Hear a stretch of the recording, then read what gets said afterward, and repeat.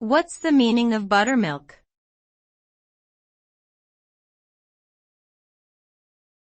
Buttermilk.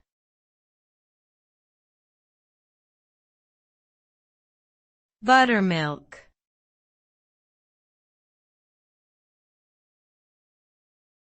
Buttermilk.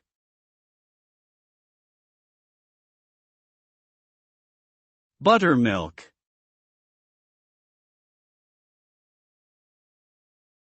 Buttermilk is a fermented dairy product that is tangy and slightly sour.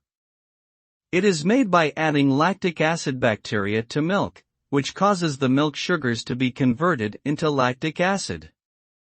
This process thickens the milk and gives it its characteristic tangy flavor. Buttermilk can be drunk as a refreshing beverage or used as an ingredient in cooking and baking.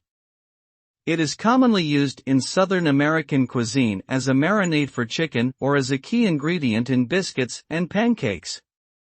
Overall, buttermilk is a versatile ingredient with a unique flavor profile that adds depth and complexity to many dishes.